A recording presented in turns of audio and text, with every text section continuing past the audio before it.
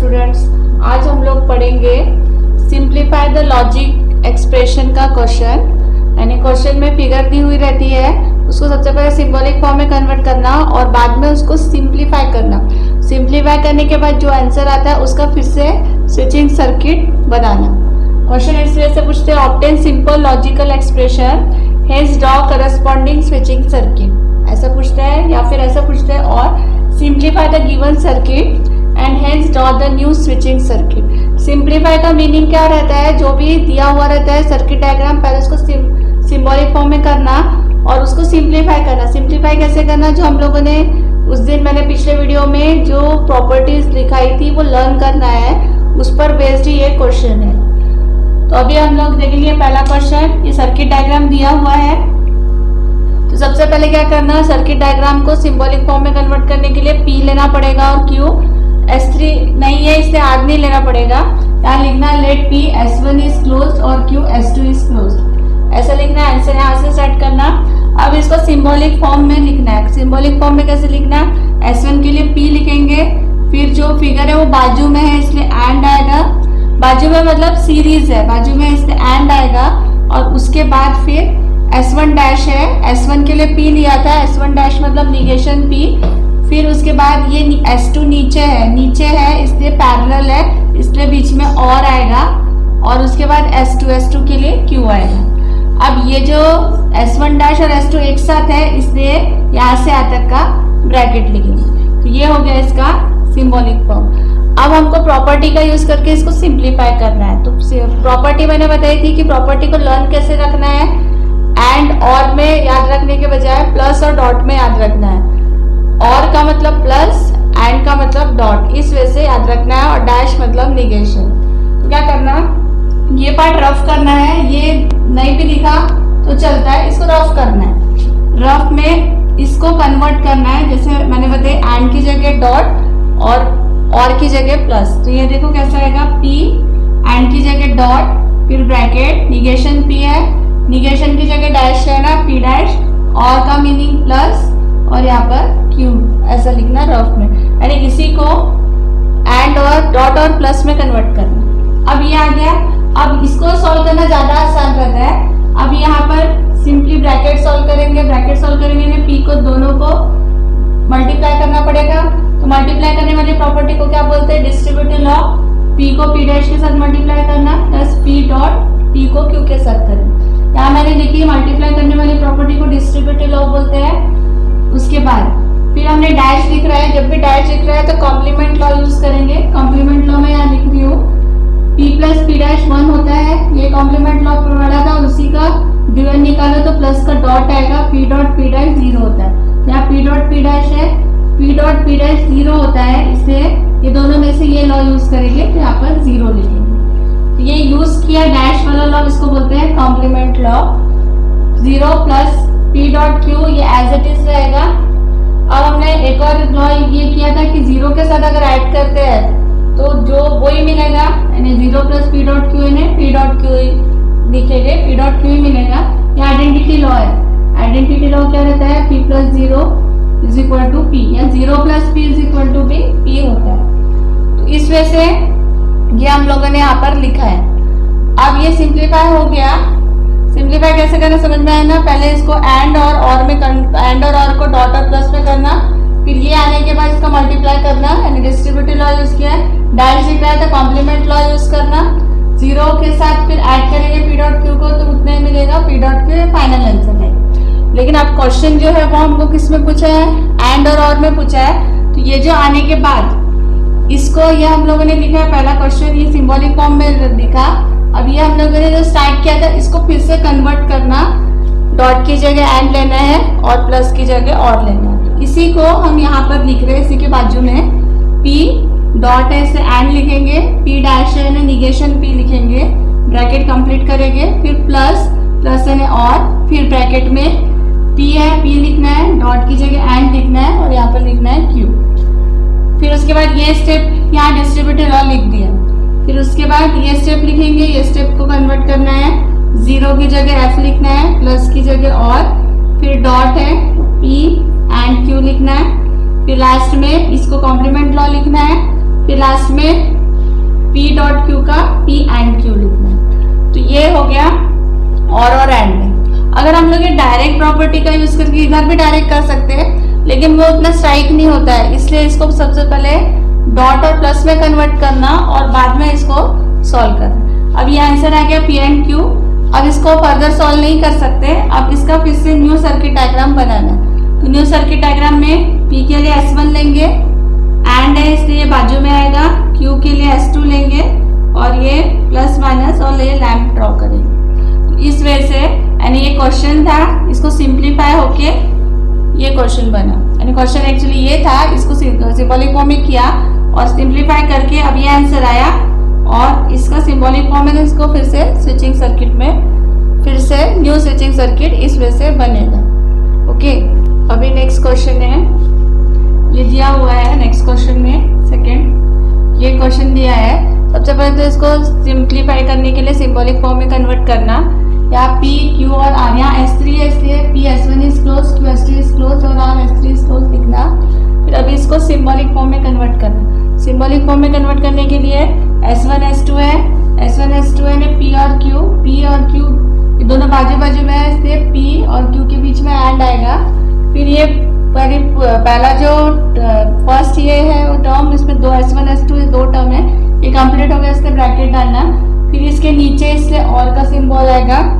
फिर यहाँ एक साथ दो है S1 डैश और S1 डैश के लिए निगेशन P लेंगे, बाजू में है इसलिए एंड आएगा और S2 के लिए Q लेंगे। इसको भी ब्रैकेट डालेंगे क्योंकि ये सेकेंड वाले में ये दोनों एक साथ है। फिर उसके बाद उसी के नीचे है इसलिए और आएगा और फिर S3 और S2 डैश के लिए R लिखना, R बाजू में इसलिए एंड और S2 डैश के लिए निगेशन Q लिखना है। इस वजह से सिंबॉलिक फॉर्म हो गया। अब इसको कन्वर्ट करना है, इसको सिंप्लीफाई करना है। जैसे मैंने बताया सिंप्लीफाई करने के लिए यहाँ मैंने ये रफ पार्ट करना है, इसको सॉल्व करना है।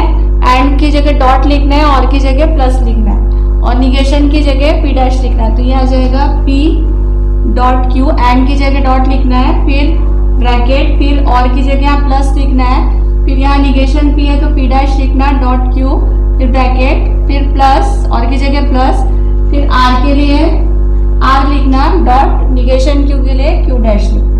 अब हमको ये सिंप्लीफाई करना है। तो अब सिंप्लीफाई करना है तो यहाँ पर सबसे पहले क्या करना, यहाँ पर ये बीच में प्लस साइन है, प्लस साइन है, सिंप्लीफाई करने के लिए प्लस साइन से स्ट्राइक नहीं हो रहा है, ये ब्रैकेट से स्ट्राइक नहीं हो रहा है, तो ये ब्रैकेट को हटा देना क्योंकि प्लस में ब्रैकेट हट सकता है। तो ये ब्रैकेट को हटा देना है, सिर्फ वही रिराइट कर रही हूँ मैंने स्टेप, लेकिन ब्रैकेट हट गया है।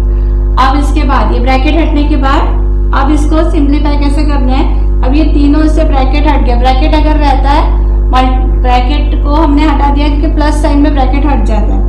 अब यहाँ पर देखना है, पहले दो से यहाँ पर भी Q है और यहाँ पर भी Q है, Q कॉमन निकल सकता है, तो यहाँ Q कॉमन निकालना, फिर ब्रैकेट डालना। यहाँ क्या बचेगा, Q कॉमन निकाले तो P प्लस P डैश ये बचेगा, प्लस ये as it is R dot Q dash.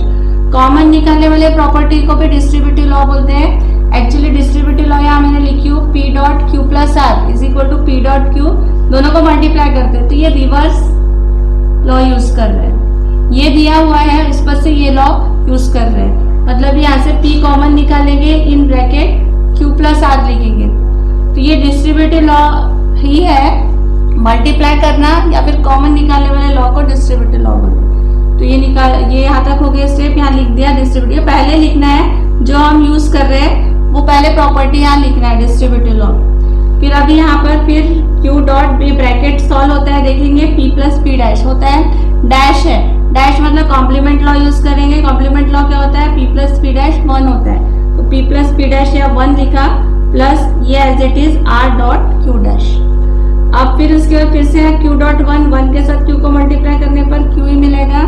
Actually ये लॉ क्या वो Q से स्टार्ट किया और Q ही मिल रहा है, तो आइडेंटिटी लॉ बोलते हैं। आइडेंटिटी लॉ दो है, P plus 0 is equal to P और P dot 1 is equal to P, ये वाला यूज करेंगे मल्टीप्लाई वाला आइडेंटिटी लॉ। फिर अब ये आ गया। अब वैसे इतना ही आंसर रह सकता था, लेकिन अब यहाँ Q है और ये Q डैश है, सेम टर्म दिख रही है पर Q है और Q डैश है, तो ये और सॉल्व हो सकते हैं। लेकिन ये अभी यहाँ पर मान लो अगर ये R नहीं रहता तो Q plus Q dash complement law से 1 हो जाता, लेकिन यहाँ पर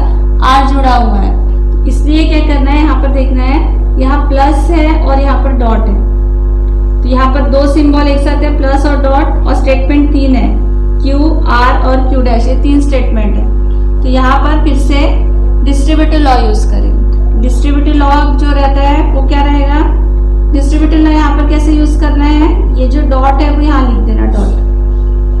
अब क्यू को आर के साथ लेना प्लस साइन के साथ, क्यू प्लस आर लिखेंगे, और क्यू को क्यू डैश के साथ लिखना है, क्यू प्लस क्यू डैश। और यहाँ पर डायरेक्ट 1 इसलिए नहीं हुआ क्योंकि आर डैश भी आर था, अगर आर नहीं रहता तो क्यू प्लस क्यू डैश 1 होता। अब डिस्ट्रीब्यूटिव लॉ कैसे यूज करेंगे मैं एक बार फिर से बता रही हूँ। ये डॉट है, डॉट यहाँ पर बीच में लिख देना। अब क्यू को आर के साथ लेना, क्यू और आर बीच में प्लस साइन, और क्यू को क्यू डैश के साथ लेना, तो क्यू प्लस क्यू डैश, ये डिस्ट्रीब्यूटिव लॉ हो गया। अब फिर ये अकेला ब्रैकेट में क्यू प्लस क्यू डैश आ गया। अब लगा सकते प्रॉपर्टी कॉम्प्लीमेंट लॉ की, पी प्लस पी डैश 1 होता है, वैसे क्यू प्लस क्यू डैश 1 होगा। ये लॉ है कॉम्प्लीमेंट लॉ, यहाँ पर लिखा। अब 1 के साथ इसको मल्टीप्लाई करेंगे तो उतना ही आएगा, क्यू प्लस आर को 1 के साथ करेंगे तो क्यू प्लस आर ही आएगा। ये लॉ को क्या बोलते हैं, आइडेंटिटी लॉ। आइडेंटिटी लॉ ये लॉ यूज करेंगे क्योंकि क्यू प्लस मल्टीप्लाई में 1 को क्यू प्लस आर को मल्टीप्लाई में 1 किया तो वही टर्म आती है। आइडेंटिटी लॉ क्या रहती है, p plus 0 is equal to P होता है और p dot 1 is equal to P होता है। ये लॉ यूज करेंगे यहाँ पर, ये ध्यान रखना है। अब इसी को तो समझ में आया ना। सबसे पहले ब्रैकेट हटा दिए, ब्रैकेट हटाने के बाद इनमें से देखना है कि कुछ कॉमन निकलता है कि, तो फर्स्ट और सेकंड में क्यू कॉमन निकलता है, इसलिए क्यू कॉमन निकाला। कॉमन या करने वाले लॉ को डिस्ट्रीब्यूटिव लॉ बोलते हैं। फिर डैश वाला यहाँ से complement law, P plus P dash 1 होता है। फिर यहाँ पर कॉमन निकालेंगे, क्यू ब्रैकेट में पी प्लस पी डैश लिखेंगे। अब ये p प्लस पी डैश 1 होता है, तो यहाँ कॉम्प्लीमेंट लॉ में 1 आएगा। यहाँ पर p है, ये कॉमन निकाला। कॉमन निकालने के बाद क्या p इसमें, पहले ये मैं एक बार फिर से बता रही हूँ, ये पहले लिखना क्वेश्चन, फिर ये क्वेश्चन है, इसको पहले यहाँ रिराइट करना, कन्वर्ट करना। कन्वर्ट करने के बाद ब्रैकेट हटा देना, ब्रैकेट हटाने के बाद कॉमन निकाला।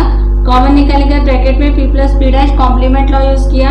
कॉम्प्लीमेंट लॉ यूज करने के बाद q को 1 के साथ मल्टीप्लाई किया तो q ही आता है। ये लॉ आइडेंटिटी लॉ है। इसके बाद ये फाइनल आंसर में देखना है, ये q और q डैश है तो फिर से प्रॉपर्टी यूज हुई, q के साथ r लिया और q के साथ q डैश लिया प्लस के साथ, और बाद में फिर से ये ब्रैकेट है, q प्लस q डैश को 1 लिया कॉम्प्लीमेंट लॉ, और q प्लस r को 1 के साथ मल्टीप्लाई किया तो q प्लस r ही आएगा।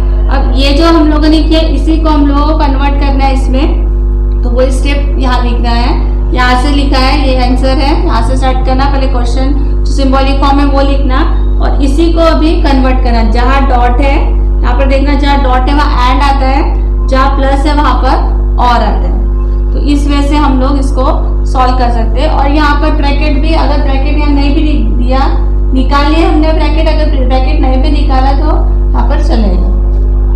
तो इस वजह से ये जो भी यहाँ पर स्टेप आई है उसी को यहाँ रिराइट किया। ये याद रखना है कि डॉट की जगह एंड लेना है, प्लस की जगह और लेना है, और डैश की जगह निगेशन लेना है। इसमें क्यू और आर ये जो आंसर आएगा उसका फिर से डायग्राम बनाना है, सर्किट डायग्राम। तो सर्किट डायग्राम में क्यू के लिए S2 लेना पड़ेगा और आर के लिए S3 लेना पड़ेगा, और है इसलिए पैरेलल कनेक्शन रहेगा, इसलिए S2 आएगा पहले क्यू के लिए और फिर S3 आएगा। फिर इसको ज्वाइन करना, ज्वाइन करने के बाद फिर यहाँ प्लस माइनस लेफ्ट। तो ऐसे सिंप्लीफाई करने के बाद फिर से सर्किट डायग्राम बनाना है। इसमें क्यू और आर ये जो आंसर आएगा उसका फिर से डायग्राम बनाना है, सर्किट डायग्राम। तो सर्किट डायग्राम में क्यू के लिए S2 लेना पड़ेगा और आर के लिए S3 लेना पड़ेगा, और है इसलिए पैरेलल कनेक्शन रहेगा, इसलिए S2 आएगा पहले क्यू के लिए और फिर S3 आएगा। फिर इसको ज्वाइन करना, ज्वाइन करने के बाद फिर यहाँ प्लस माइनस लेफ्ट। तो ऐसे सिंप्लीफाई करने के बाद फिर से सर्किट डायग्राम बनाना है, और फिर इस वजह से सर्किट डायग्राम क्यू और आर ये आंसर आया, इसका फिर से सर्किट डायग्राम इस वजह से बनाना है।